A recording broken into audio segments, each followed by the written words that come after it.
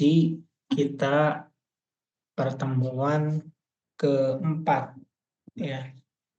Jadi harusnya minggu ini tuh pertemuan kelima untuk kelas ini, tapi karena Senin lalu ya kita itu sedang melakukan reakreditasi ya di hari Senin, Selasa, dan Rabu minggu lalu. Nah, karena di akreditasinya sampai malam, sebenarnya akreditasinya sampai sore, tapi ada data yang diminta oleh asesor sampai akhirnya kita harus menyiapkan sampai malam. Makanya saya putuskan untuk meniadakan kelas matrikulasi perpajakan untuk kelas ini. Baik, hari ini kita akan lanjut ya membahas tentang perpajakan, terutama kaitannya dengan isu-isu terkini tentang pajak yang mungkin saja akan menjadi inspirasi untuk dijadikan topik dalam penelitian. Namun sebelum itu perlu diketahui juga ya, untuk penulisan skripsi itu sebenarnya untuk saat ini bukan perkara yang terlalu susah gitu ya. Karena sekarang banyaknya AI yang membantu kita untuk itu. Maka yang menjadi tantangan buat kalian itu bukan dalam menulisnya saja, tapi bagaimana mempertanggungjawabkan tulisannya. Di angkatan sebelumnya yang berasal dari STAN itu ada beberapa orang yang ketika mereka melaksanakan seminar UP, ketika kita berikan masukan, mereka malah menyerang balik, gitu ya. Jadi waktu itu saya masih ingat di ruang lantai 3 Gedung Marpaha, itu mahasiswa itu ngotot dengan kesalahannya dia. Padahal kita itu memberikan gambaran bahwa grand teori yang dia gunakan itu ada kesalahan. Tapi dia ngotot untuk mempertahankan bahkan menyalahkan kita. Ketika memang misalkan hal itu benar, kita tuh tidak ada masalah.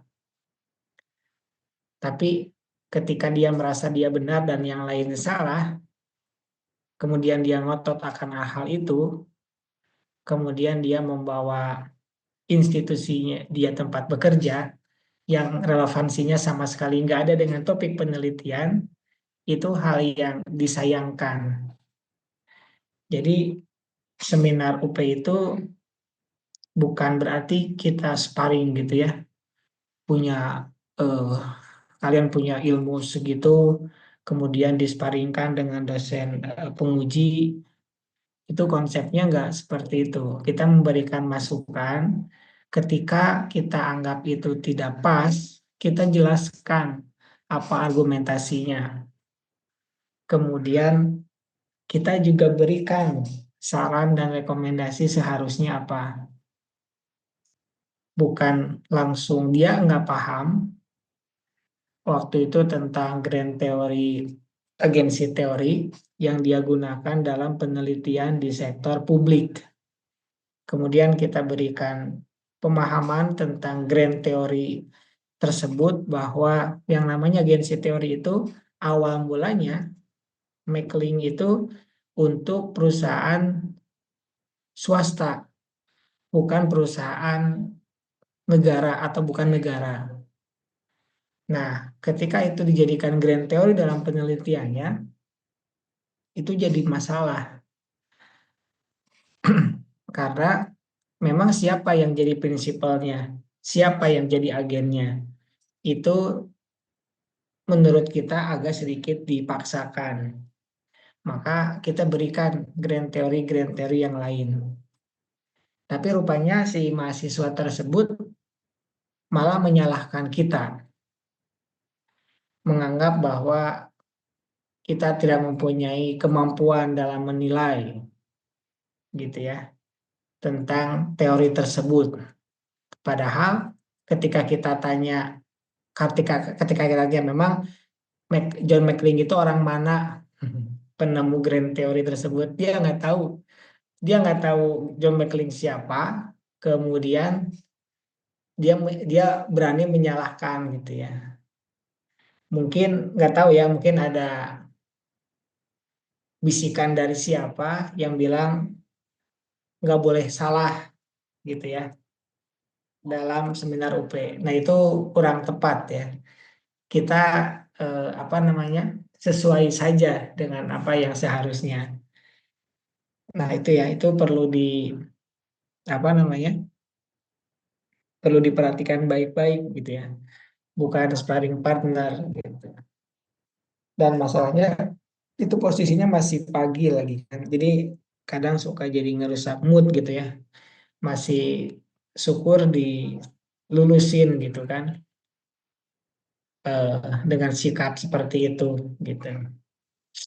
Ya sungguh sangat disayangkan sih, sampai berani menolak, berani mendebat tanpa dasar yang jelas, gitu. Kalau ada dasar yang jelas kita bakalan terima. Bahkan saya selalu membela mahasiswa ya, ketika dia menjelaskan dosen pengujinya tidak terima, tapi nyatanya mahasiswa yang benar, ya saya bakal eh, apa namanya, sportif, gitu ya.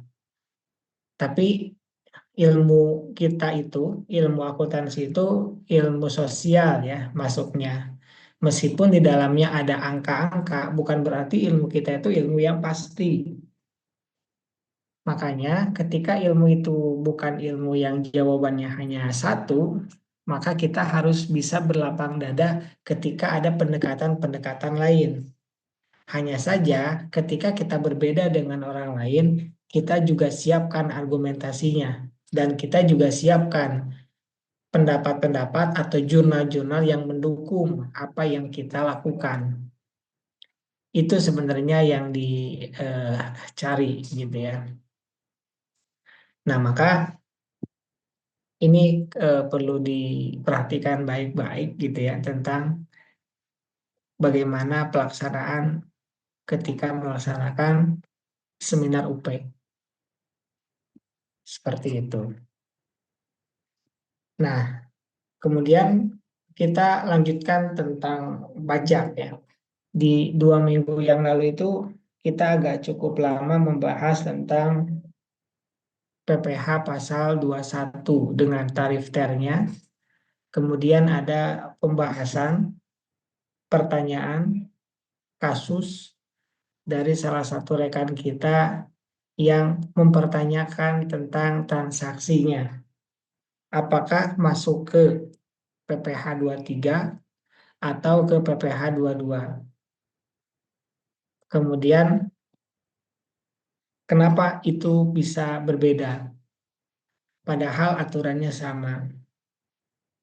Kemudian kita bahas, gitu ya, tentang hal tersebut, dan sebenarnya tidak ada jawaban final, karena yang punya jawaban itu adalah pihak yang punya wewenang. Dalam hal ini adalah Fiskus atau si AR atau DJP. Tapi itu dikatakan sebagai area yang bisa ditafsirkan eh, dua hal gitu ya.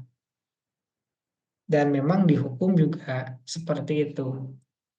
Ini menunjukkan bahwa di hukum itu masih bisa diperdebatkan. Maka yang paling bijaksana adalah ya kita menerima ketika dananya ada. Tapi ketika misalkan ada yang dirugikan sangat besar, misalkan kita sebagai wajib pajak dirugikan sangat besar, maka kita harus siapkan juga apa argumentasi-argumentasi yang harus kita keluarkan berdasarkan peraturan yang ada dan pendekatan-pendekatan yang lain agar kita mendapatkan keadilan. Seperti itu.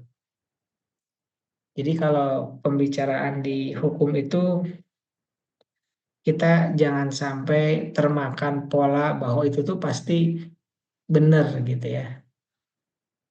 Bahkan ketika kita mengakui bahwa hal itu apa si DJP itu selalu benar, itu tuh merupakan suatu hal yang salah gitu ya. Nah, sekarang kita akan lanjutkan ya pembahasan terkait pajak. Jadi saya baru baca buku kemarin tentang perencanaan pajak ya. Di awal bab itu dia bilang gini, negara itu memiliki 22% dividen yang kita miliki. Terus saya berpikir, kok bisa dia nulis kayak gitu? Terus dia jelasin, karena kita akan dipajaki setelah menghasilkan laba fiskal sebesar 22%. Artinya, dari 100% laba itu, 22% punya negara. Sisanya, 78% itu nanti dibagikan sesuai dengan porsi kepemilikan saham. Dan ini sebenarnya jadi masalah tersendiri ya. Jadi saya baru ngeh juga, oh benar juga ya. Laba kita tuh langsung diambil 22% gitu ya oleh negara. Sedangkan si pemilik saham, dia deg-degan setiap tahunnya. Ini perusahaan yang sahamnya dimiliki itu bakal untung atau enggak. Kalau pajak, ketika untung, negara dapat. Ketika rugi, negara nggak menanggung kerugian. Adapun pemegang saham, ketika untung, dapat untung. Tapi sesuai dengan kepemilikan. Kalau negara nggak punya kepemilikan, 0% kepemilikan, dia punya 22%. Gitu ya. Kemudian, eh, apa namanya, ditambah lagi penghasilan yang diterima oleh kita itu dipajaki secara berganda. Mungkin pernah disampaikan juga di sini, ketika kita mendapatkan gaji, itu dipotong PPh pasal 21. Tapi ketika kita spending, beli barang kena pajak, beli makan di restoran, kemudian ikut ke hiburan, itu dipajakin lagi. Jadi sebenarnya uang kita itu dipajakin lebih banyak dari yang kita pikirkan. Seperti itu. Dengan cara seperti itu aja, negara masih teriak-teriak kalau mereka kurang uangnya. Nah, ini bisa jadi bahan renungan sebagai penelitian ya. Katanya pajak itu prinsipnya tidak boleh ada pajak yang dikenakan secara berganda, apa atau disebutnya double taxation. Tapi kenyataannya di kita dikenakan hal tersebut. Seperti itu. Nah, kemudian eh, isu kontemporer yang lagi hits gitu ya di minggu ini tuh adalah tentang koperasi, koperasi merah putih. Koperasi merah putih ini penggagasnya adalah Prabowo ya. Dia punya target di tanggal 12 atau 15 Juli itu diresmikan Koperasi Merah Putih se-Indonesia. Tapi uniknya koperasi ini tuh dimodelin sama pemerintah, dimodelin sama negara, yang jumlahnya juga nggak main-main ya, kurang lebih 41 triliun kalau nggak salah.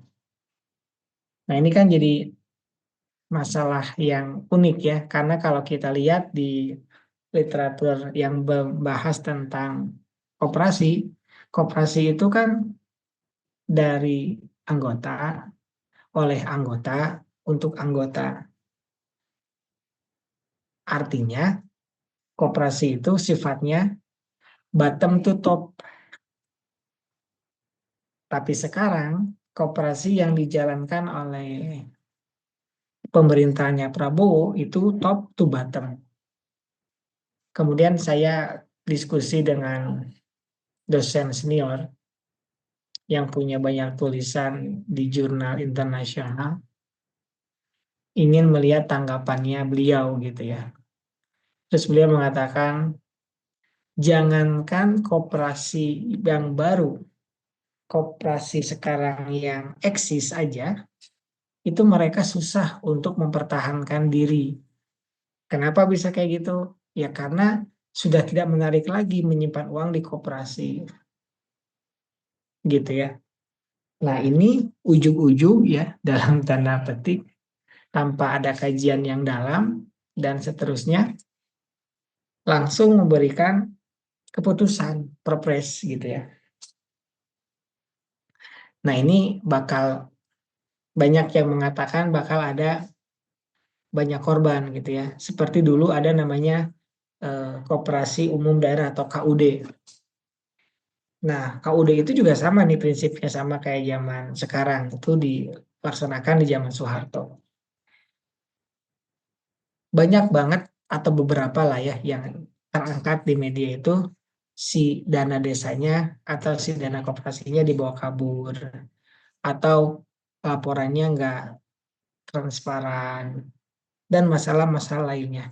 Itu yang koperasi di mana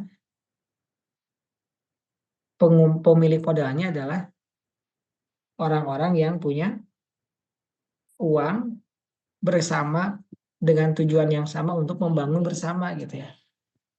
Nah, seperti itu. Ya. Nah, terus saya bilang ini bisa dianalisis di akuntansinya nih. Kita bisa ajukan model seperti apa harusnya dalam penggunaan anggaran tersebut. Bahkan Menteri Keuangan Sri Mulyani aja masih belum membuat jawaban. Ini uangnya dari mana? Karena Prabowo memerintahkan membebankannya ke APBN. Tapi di luar dana desa yang 1 miliar per desa itu ya, kurang lebihnya. Ditambah lagi, dana desa itu kan sudah ada alokasi, ada DAku, ada DAK gitu ya, ada transfer pusat. Nah ini bisa jadi penelitian lagi nih. Kan biasanya pengaruh misalkan ya, transfer pusat terhadap PAD misalkan. Atau DAU DAK terhadap PAD. Nah, ini bisa ditambahkan nih. Ini variabel novelty nih. Barunya tuh ini. Karena kan yang namanya koperasi, udah koperasi merah putih ini, itu di luar dana desa. Nah, coba bisa dilakukan, diangkat penelitian ini terkait dengan ASP ya, akuntansi sektor publik. Nah, seperti itu. Bagaimana nih? Mau dilihatnya dari sisi apa? Boleh dari PAD, boleh dari apa namanya pengelolaannya, dan masih banyak lah. Ini yang lagi commonnya gitu ya tentang koperasi seperti itu.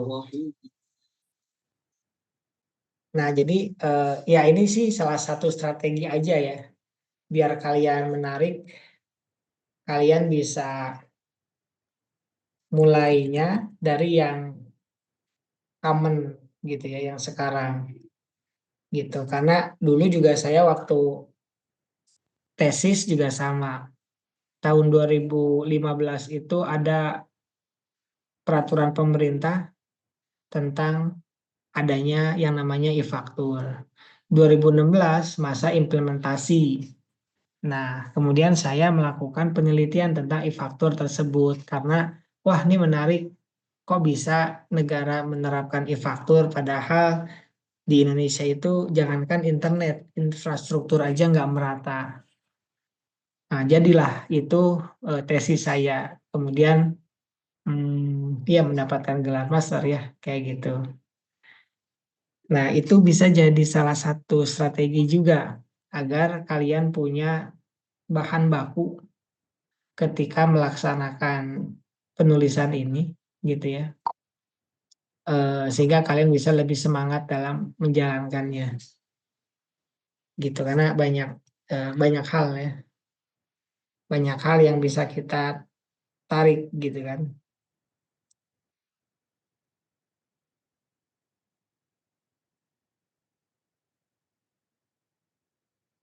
seperti itu. Nah, eh, kemudian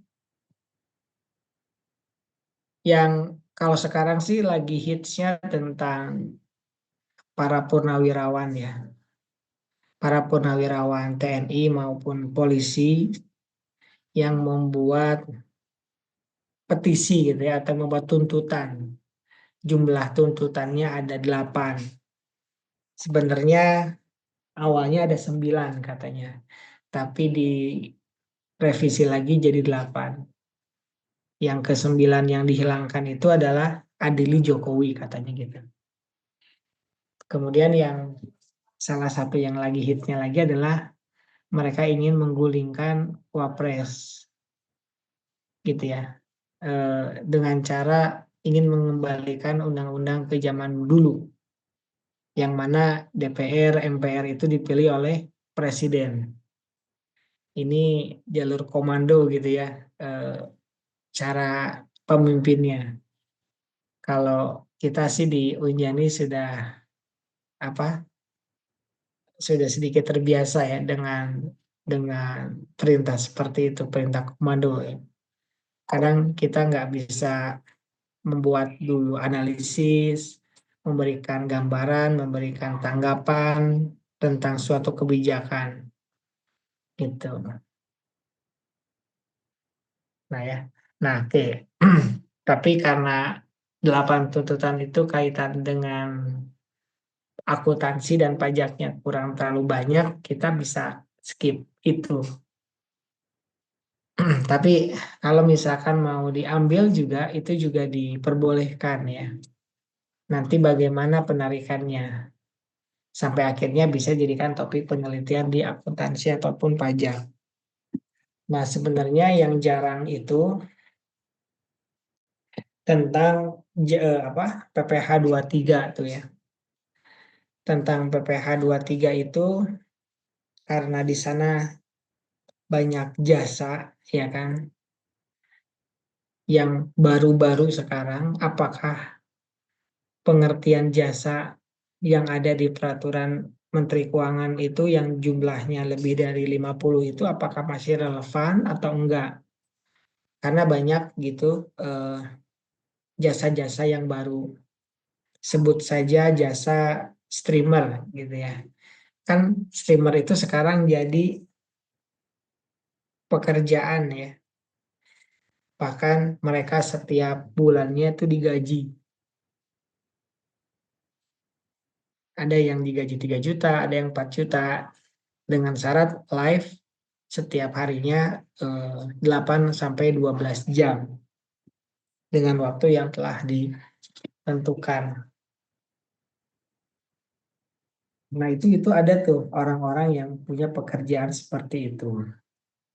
Kemudian ada lagi misalkan apa namanya desain, tapi desainnya itu udah spesifik, misalkan edit video gitu ya. Itu juga jasa-jasa yang sebenarnya memang diatur, tapi kalau kita ganti misalkan jadi media sosial spesialis gitu ya, yang tugasnya melakukan capturing dari apa dari pembicaraan di media sosial, kemudian dibuatkan suatu summary dan diberikan, oh ternyata konsumen itu pengen ke arah mana, lebih suka seperti apa produk itu. Maka dari situ kita bisa berstrategi dengan produk yang kita jual. Bahkan ternyata saya baru tahu juga ya, ada praktik spionase. Praktik spionase ini dilarang ya di Amerika, tapi tetap masih ada yang melakukan hal ini. Jadi spionase itu seperti misalkan saya punya kafe kopi gitu ya. Nah, kemudian di daerah saya ada 5 kafe kopi yang sama secara target pasarnya. Maka spionase itu adalah dengan cara kita mengirimkan orang ke 4 tempat kopi tersebut yang tugasnya di setiap minggu atau setiap bulannya itu membocorkan informasi tentang penjualan mereka, target pasar mereka, dan seterusnya. Untuk apa? Untuk dilakukan analisis oleh kita. Sehingga kita tahu, oh harus kayak gini nih. Ketika orang-orang misalkan sukanya kopi susu, tapi kita ubah. Orang-orang tuh sukanya namanya ganti, jangan kopi susu. Tapi misalkan eh, apa kopi kenangan misalkan ya. Atau apa gimmick-gimmick yang lainnya. Tapi ketika lihat di deskripsinya ya sama-sama aja. Kopi susu juga. Nah, dari data tersebut itulah bisa dilakukan strategi. Nah, itu namanya spionase. Dan itu ternyata di Indonesia ada yang seperti itu. Jadi laporan mingguannya penjualannya naik atau turun, terus seberapa besar, maka kita sebagai perusahaan pesaing itu menyesuaikan. Oh, ternyata yang sebelah lebih parah gitu. Nah, itu kegiatan spionase ya, yang ternyata di Indonesia juga ada yang seperti itu.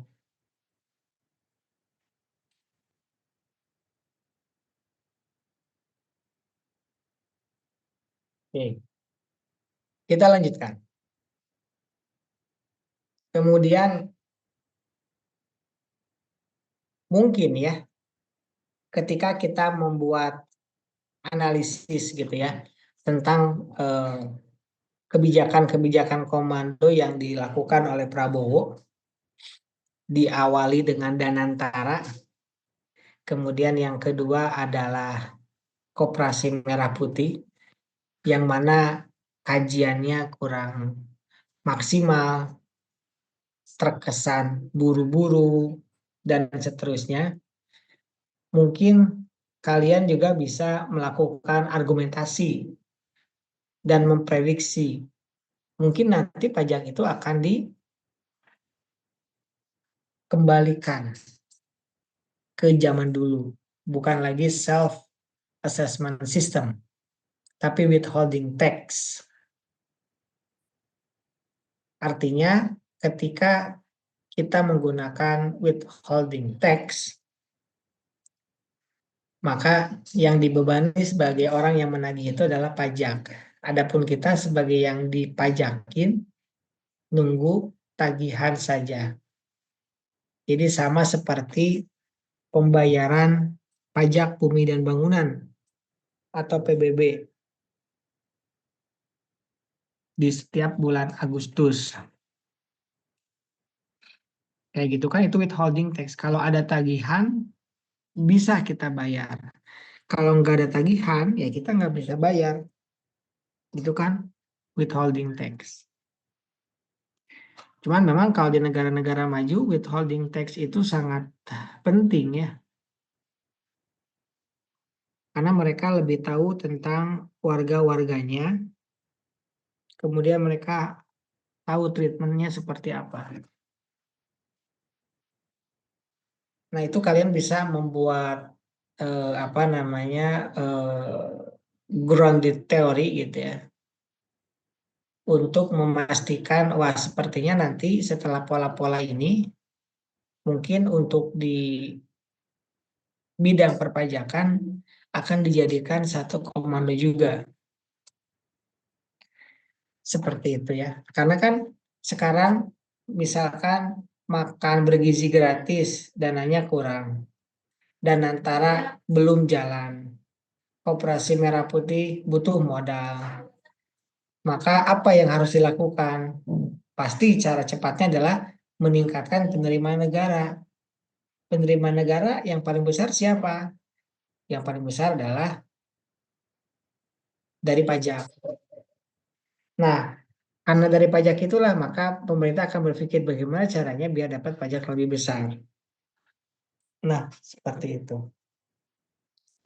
Jadi meskipun pajak itu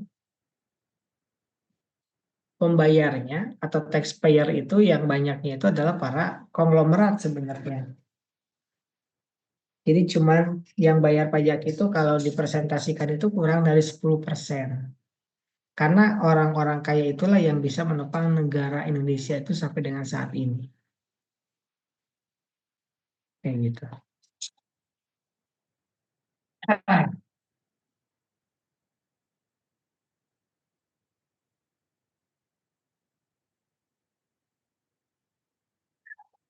Nah, makanya bukan hal yang eh, mustahil ketika dikembalikan lagi ke withholding.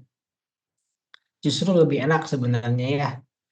Cuman nanti ketika kena sanksi itu bakal lebih besar ya sebagaimana yang kita pernah dengar ya untuk sebelumnya.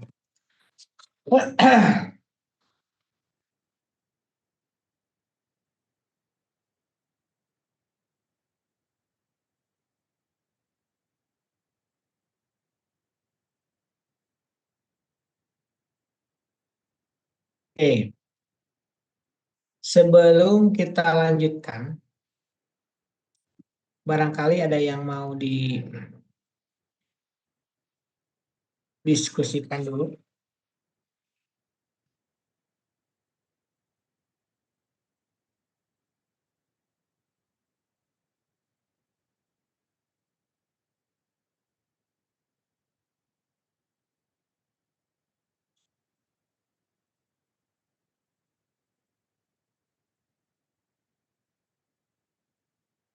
Oke, nggak ada ya. Kita lanjutkan.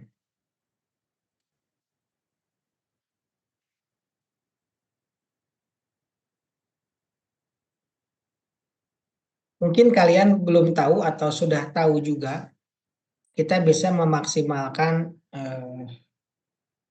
penggunaan AI. Tipsnya, kita harus menggunakan berbagai macam AI agar kita bisa lebih dimudahkan. Jadi kita jadikan AI itu sebagai asisten kita, bukan sebagai orang yang memutuskan apa yang ingin kita teliti. Nah, caranya ketika kita belum punya topik, kita bisa minta topik. Cuman kalau topik disarankannya itu menggunakan Scopus AI. Karena nanti Scopus AI itu bisa menunjukkan limitation-nya atau keterbatasan penelitian sebelumnya. Yang nantinya kita jawab oleh penelitian kita. Gitu. Itu tentang topik. Berikutnya, ketika kita sudah punya topiknya, Lalu apa yang harus kita lakukan? Ya kita misalkan bikin bab 1. Nah, jangan sekali-kali menggunakan AI itu dengan meminta misalkan ChatGPT untuk membuatkan bab 1. Itu nggak boleh seperti itu. Karena pasti hasilnya jelek. Terus bagaimana caranya? Kita mintakan dia untuk membuat satu subbab dulu. Tapi kita harus tahu dulu nih latar belakang itu isinya tuh seperti apa aja. Biasanya latar belakang itu diawali dengan ada kalimat pembuka atau paragraf pembuka atau paragraf pengantar, ya kan? Baru setelah itu masuk ke topik penelitian. Yang dikatakan topik penelitian itu adalah variabel Y.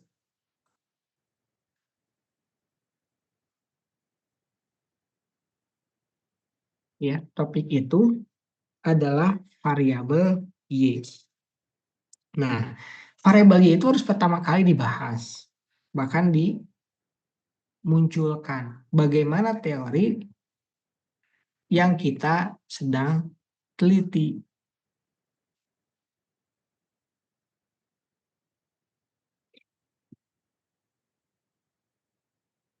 Jadi fenomena, berita itu harus berkaitan dengan topik. Ya, topik kita itu adalah Y. Seperti itu ya.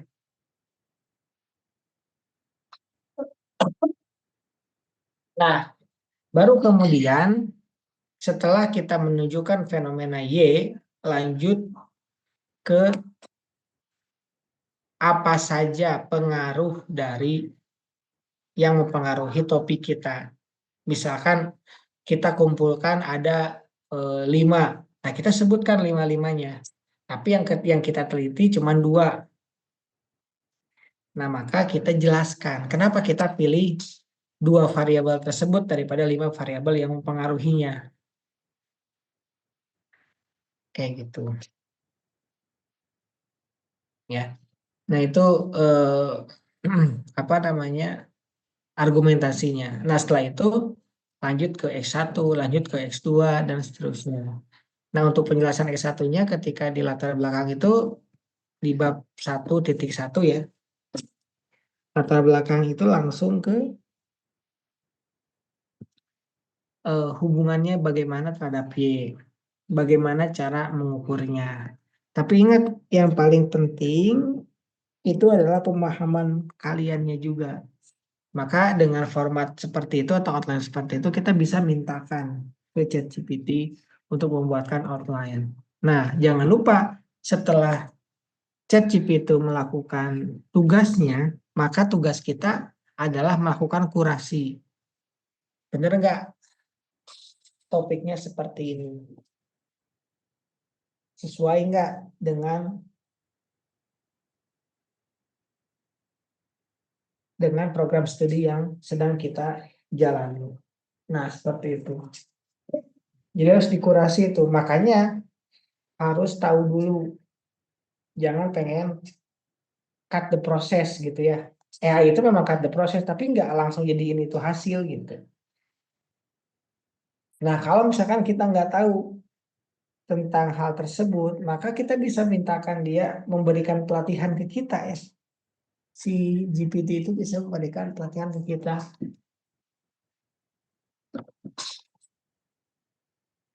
Jadi nanti ada prom-prom khusus, berikan misalkan setelah memberikan definisi model siapa kita dan seterusnya, baru setelah itu akan dipancing.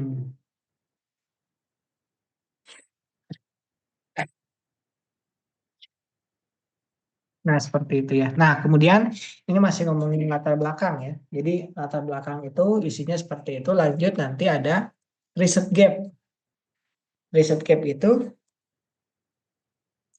penelitian yang memiliki hasil tapi bertolak belakang. Ya, riset gap itu penelitian yang memiliki hasil bertolak belakang. Jadi ada yang mengatakan ada pengaruh, ada juga yang mengatakan itu tidak berpengaruh. Dan ini sifatnya wajib. Riset gap itu sifatnya wajib. Jadi kalau kalian lihat di jurnal-jurnal internasional, itu selalu yang dimunculkan fenomenanya adalah riset gap, bukan dari berita-berita.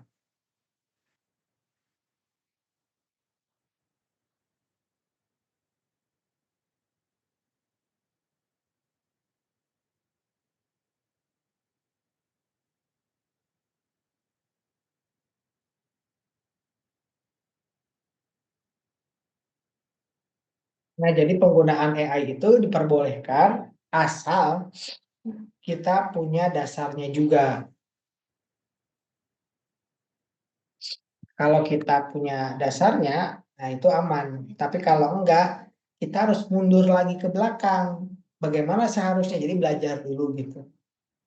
Jadi jangan langsung to the point, buatkan latar belakang dengan judul penelitian sekian. Nah itu nggak bisa. Jadi si ChatGPT itu hanya berdasarkan database yang dia minta. Mereka nggak tahu kan budaya misalkan di ujian ini seperti apa penulisannya dan seterusnya. Maka harus tetap dilakukan kurasi gitu ya. Nah, berikutnya pastikan ketika kita menggunakan ChatGPT itu tidak boleh kita meminta referensi ke si GPT. Kenapa? Karena kalau pakai ChatGPT untuk mencari referensi yang ada di penjelasan kita, maka kemungkinan besar akan terjadi fitnah gitu ya. Hmm. Nah, seperti itu. Sebenarnya saya ngambil dulu casan laptop.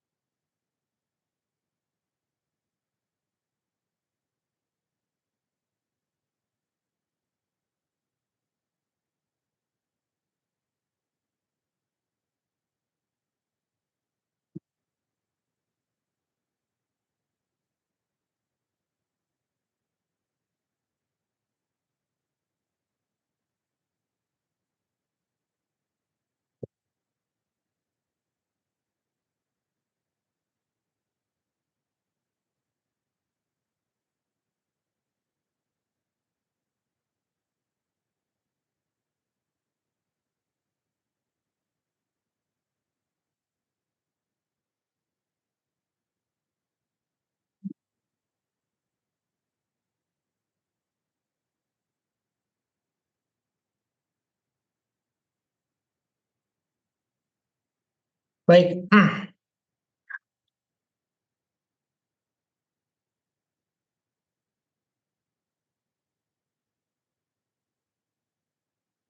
kita lanjutkan ya. Jadi setelah kita tahu outline-nya, baru kita mintakan bagaimana kalimat penjelasannya. Kalau itu masih bisa menggunakan ChatGPT. Nah, namun ketika meminta referensi, jangan ke ChatGPT. Ada beberapa AI yang bisa kita gunakan. Di antaranya adalah Typeset, ya, typeset.ai. Mungkin bisa sambil di searching juga ya, typeset.ai. Nah, typeset.ai itu dia bisa memberikan referensi, gitu ya, bisa memberikan referensi. Dan referensinya bisa lebih dipertanggungjawabkan dibandingkan dengan ChatGPT. Jadi nggak boleh menggunakan ChatGPT untuk mencari referensi. Kalau pakai typeset itu sudah bisa nanti berbentuk tabel gitu ya. Berbentuk tabel penjelasan apa yang ingin kita cari referensinya. Nah, dengan typeset.ai juga kita bisa narik file atau apa istilahnya ya, ekstrak untuk dimasukkan ke Mendeley atau pakai Zotero untuk referensinya. Bahkan kita bisa mengecek juga ya menggunakan typeset itu yang open access, kita bisa cek eh, PDF-nya, kita baca ada di halaman berapa dan seterusnya. Nah, itu ya bisa pakai typeset.ai. Atau kalau misalkan kalian pakai Windows ya, itu bisa juga menggunakan Copilot ya. Itu juga sama, bisa. Karena kalau typeset itu gratisnya berbatas ya. Gratisnya berbatas. Itu kalau mencari referensinya menggunakan typeset.ai.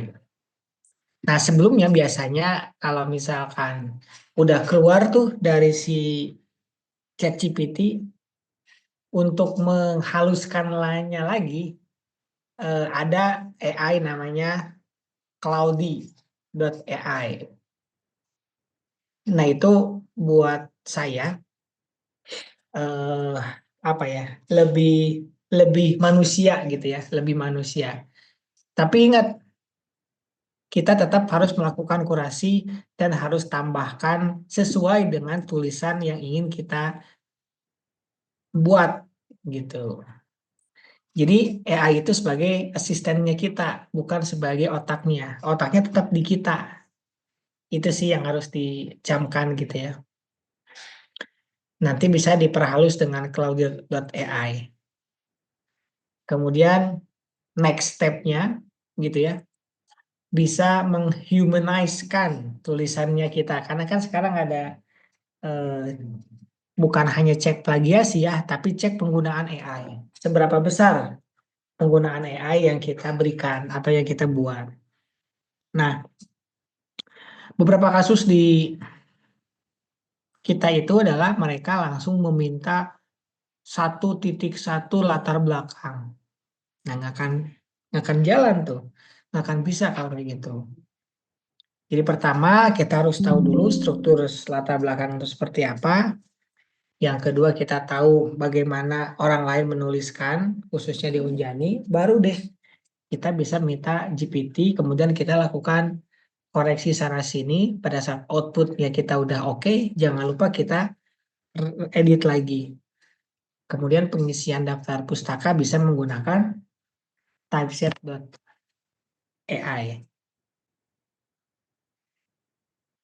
Nah, seperti itu ya. Nah, itu untuk bab satu. Nah, kemudian ada 1.2 identifikasi masalah. Di kita itu ada namanya pertanyaan deskriptif. Pertanyaan deskriptif itu bagaimana X1, bagaimana X2, bagaimana X3, bagaimana Y, bagaimana pengaruh gitu.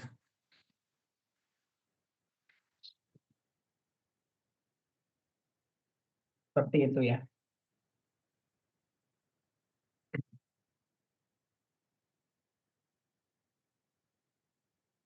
Nah, itu untuk eh, bab 1 ya. Nanti manfaat penelitian dan seterusnya sih sarannya mending ngikutin yang udah ada. Begitu. Nah, berikutnya untuk bab 2, sebelum membuat bab 2 bikin dulu outline-nya ya. Bikin dulu outline-nya. Biar apa? Biar nggak semuanya dimasukin ya. Biar nggak semuanya tuh dimasukin, yang nggak penting juga dimasukin. Misalkan ngomongin tentang eh, apa penghindaran pajak, terus dibikin teori tentang apa pengertian pajak gitu. Itu kan terlalu jauh gitu, terlalu jauh. Makanya kita harus pastikan dulu seperti apa isi dari bab 2 kita. Jadi bab 2 itu kan landasan teori, landasan kenapa kita melakukan penelitian itu. Biasanya diawali dengan grand theory. Habis grand theory baru variabel Y. Nah, variabel Y-nya juga dijelaskan sepanjang mungkin ya. Jadi kalau misalkan membahas tentang pengertian, minimal banget itu diberikan pengertiannya 3 ya. Setelah itu misalkan 3, 5 terserah ya. Tentu dari yang paling tinggi dulu, dari jurnal internasional, baru ke jurnal nasional, baru kemudian buku. Nah, itu ya eh, urutannya. Kemudian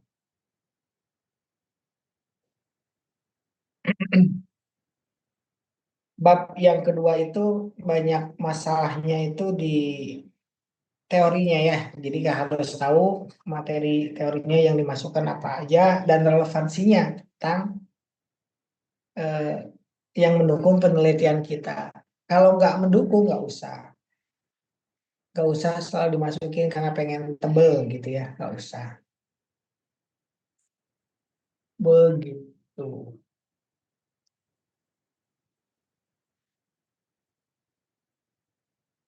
Hmm. Oke, mungkin sampai sini barangkali ada yang mau didiskusikan dulu kah?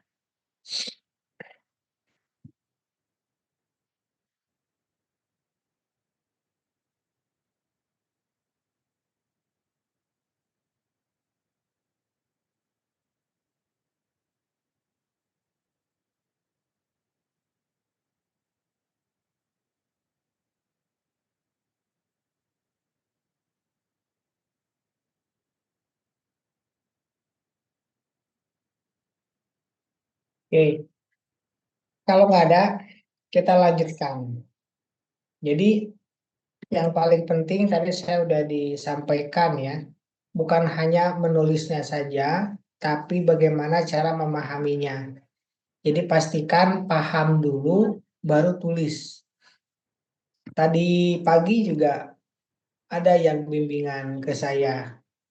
Tulisannya bagus, mungkin dia banyak timnya.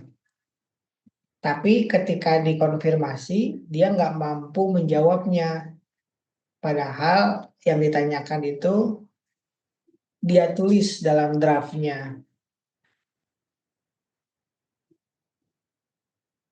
Nah, seringkali kondisinya seperti itu. Padahal nanti pada saat kalian seminar UP maupun sidang skripsi, yang dikonfirmasi itu adalah kaliannya, pemahamannya. Kalau misalkan nggak paham padahal tulisannya bagus, kita sempat nggak lulusin juga ya. Karena kita menganggap, oh ini tulisannya kayaknya dibikin orang lain deh.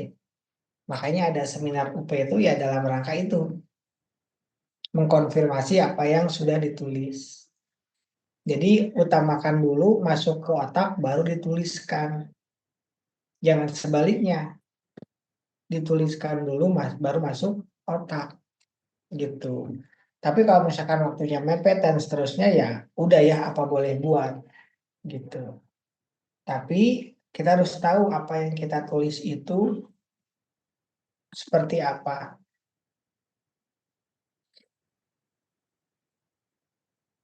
Begitu ya.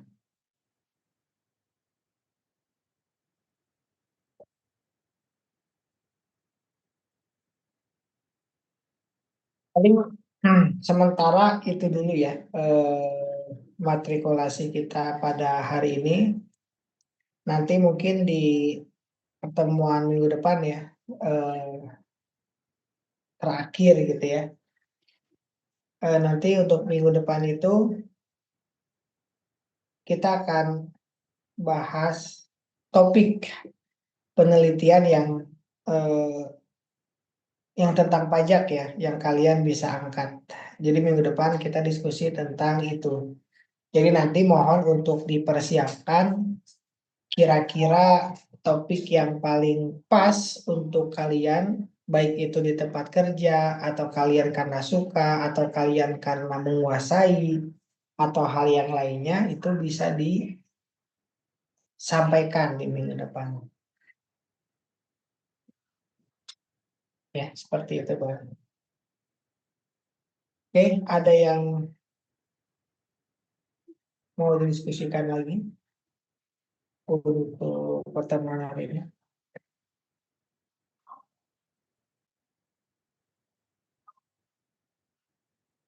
Oke, kalau nggak ada, ini sekali lagi ya, karena ini matrikulasi, ya kan? Jadi ini mengantarkan kalian untuk memahami lebih mudah dalam mata kuliah yang lain. Nah, untuk yang sekarang, saya menghubungkan mata kuliah perpajakan dengan metodologi penelitian. Seperti itu. Oke.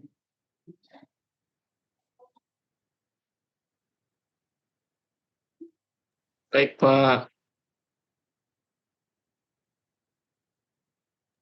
Pak mau bertanya boleh, Pak? Ya, silakan. Jadi gini, Pak, kan saya tuh ada satu minat topik nih. Terus saya tuh belum nemu kayak jurnal lain atau enggak artikel lain yang apa sih ngebahas hal yang sama gitu. Nah, itu kalau kayak gitu gimana ya, Pak? Bisa nggak sih? Sebenarnya agak bingung juga. Tentang apa? Jadi saya tuh sebenarnya gambarannya tuh pengen nyari pengaruh dari berapa besaran aset, terus seberapa besar biaya maintenance, sama seberapa besar apa sih capital expenditure suatu pemerintahan berpengaruh ke pelayanan publiknya. Nah, pelayanan publiknya di sini itu adalah pakai indeks pelayanan publik yang dikeluarin tiap tahun sama pemerintah pusat apa Kementerian Pan-RB gitu, saya lupa. Nah, kayak gitu, Pak. Kira-kira tuh gimana, Pak? Terus yang belum dapat apanya? Nah, jadi pertama sih saya tuh belum pas cari-cari pengaruh, misalkan pengaruh kepemilikan aset atau apa gitu.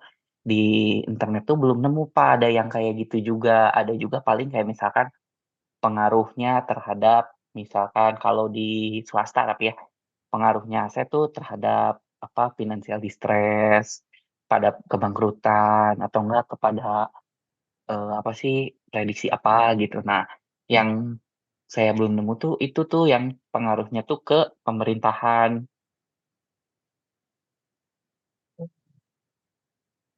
Nah, Nah, kalau kayak jadi gitu ketika kondisinya kayak gitu tuh ada beberapa kemungkinan memang itu tuh penelitian yang nggak bisa dilakukan Karena Mhm. tadi misalkan kalau secara sekilas tadi itu apa hubungannya apa tadi Mhm. action eh, Jadi banyaknya pemeliharaan aset dibanding ya heeh, kan kepemilikan aset terhadap pemeliharaan terhadap apa tuh namanya pelayanan gitu ya. iya, karena kan tujuannya, pemerintah punya aset banyak juga kan ujung-ujungnya untuk pelayanan. Jadi pikiran saya tuh, itu tuh beneran nggak sih pengaruhnya tuh setinggi itu atau enggak, gimana gitu? Nah, ini jadi sebenarnya sebelum ya kalau misal ya sebenarnya kan cari cara-cara paling gampang itu melihat dulu jurnalnya apakah ada atau enggak. Tapi kalau Mhm. misalkan nyari ternyata enggak ada, kita bisa lihat korelasinya. Hubungannya apa antara punya aset banyak dengan pelayanan publik. Karena Mhm. pelayanan publik itu ada nggak dimensi tentang keberadaannya ketika ada banyak tapi ternyata nggak maksimal itu termasuk pelayanan publik atau kelengkapan publik gitu loh. Iya. Nah itu kan bisa jadi dua hal yang berbeda gitu. Kalau misalkan ada satu tapi bisa bermanfaat gitu kan malah jadi bagus. Makanya kan ada sekarang kayak ada PPTN SP apa ya satu pintu itu kan karena Oh iya, banyaknya JPF. ya kan karena banyaknya dinas orang-orang tuh Iya. udah itu malah jadi pusing. Itu kan ngomongin tentang banyaknya aset kan, banyaknya dinas kan berarti Iya. tapi kenapa jadi ini satu? Ini kan jadi fenomena kan. Itu Iya iya. menunjukkan Iya. kayaknya nggak ada pengaruh deh jumlah aset terhadap hal tersebut kayak gitu. Tapi ini masih tetap harus dicari lebih lanjut ya. Kalau misalkan Iya iya. dengan adanya DPPN TSP itu, saya lupa ya kepanjangannya apa. Pokoknya satu pintu Mhm. terakhir. Itu kan menunjukkan Iya oh betul. pengen disederhanakan, pengen disatu pintukan beberapa dinas ada di satu tempat. Artinya bukan ngomongin berapa jumlah aset yang dimiliki, berapa jumlah kantor yang disediakan untuk warga, tapi seberapa Mhm. berfungsinya itu. Nah, mungkin Mhm. dari logika tersebut bisa berkembang. Apakah memang Mhm. ada korelasinya, atau bahkan itu tuh sudah diteliti oleh pemerintah sehingga muncullah satu pintu tadi. Nah, kayak gitu. Iya. Mm. Iya, Pak. Oke oke, berarti coba digali dulu ya lebih dalam gitu ya, Pak? Jadi maksudnya kadang apa namanya eh, pemahaman kita tentang topik tersebutnya dulu yang harus dilakukan. Terus Mhm. kira-kira ada nggak hubungannya? Tapi jangan bikin penelitian kayak gini ya. Banyak pengaruh misalkan eh, Mhm. pengaruh penerimaan PBB terhadap PAD. Nah, itu udah pasti berpengaruh ya. Ngapain diteliti Iya gitu. Itu kan iya. hal yang udah pasti gitu. Tapi eh, apa namanya? Kita harus pastikan juga itu bukan hal yang mendasar gitu. Kayak pengaruh Mhm. pendapatan terhadap belanja ya udah pasti itu ya itu mah berpengaruh nggak usah diteliti lagi gitu gitu Iya. sih. Hmm. Baik. Soalnya kan kayak ngelihat fenomena, apa sih, anggaran di apa sih, perbaikan atau enggak pemeliharaan aset tuh cukup tinggi gitu, Pak. Nah itu tuh sebenarnya apakah kita ditakutkannya teh apa cuman nambah aset doang, tapi, apa sih, tapi tidak ada dampaknya ke public service-nya gitu, ke penilaian publik, apa sih, tidak membantu gitu ke masyarakat. Nah kayak gitu itu tuh yang pengen apa sih, pengen diteliti aja gitu, beneran nggak sih itu tuh, ada manfaatnya atau enggak gitu sih Iya, awalnya. kemarin sih yang TNI itu ada yang tentang pengadaan aset, prosedurnya gimana, terus ditinjau, terus ada masalah ternyata dari negaranya udah ngasih duit, ternyata si yang punya tanahnya itu nggak mau ngasih. Terus ada juga yang tanahnya udah ngasih, duitnya nggak turun. Terus ada yang duitnya turun, tanahnya ngasih, nggak kecatet. Nah, itu yang pembelian. Terus kalau pemeliharaan aset, kita harus lihat pemeliharaan aset itu bertambah atau berkurang. Karena kan pemeliharaan itu hubungannya dengan jumlah aset. Ketika jumlah aset itu tidak ada bertambah, tapi pemeliharaan bertambah, itu bisa dalam tanda petik ada indikasi. Kenapa bisa seperti itu? Apakah dalam rangka untuk peningkatan pelayanan publik?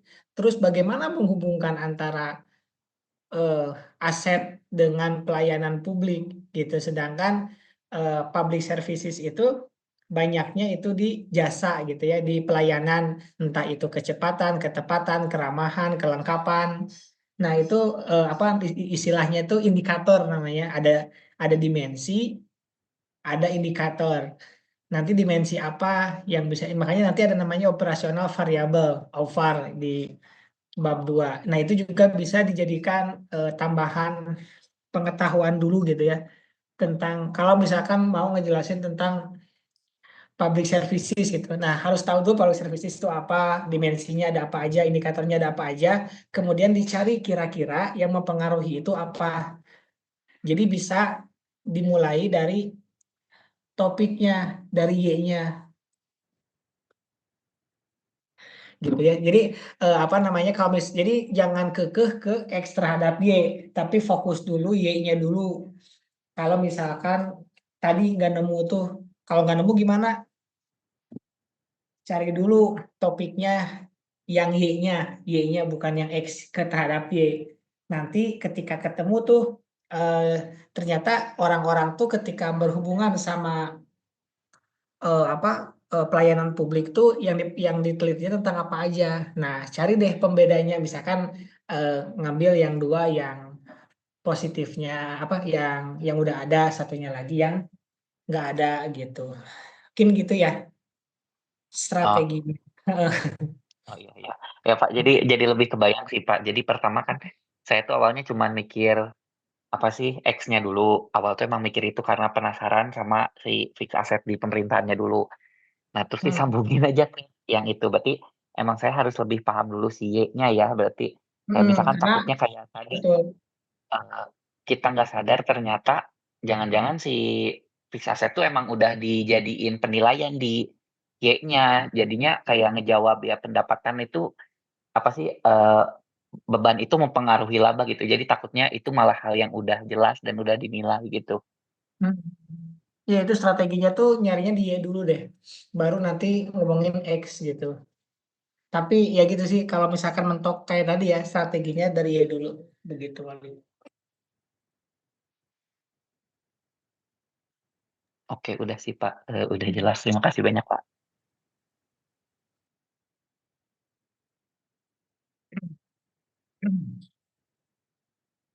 Silakan, ada lagi.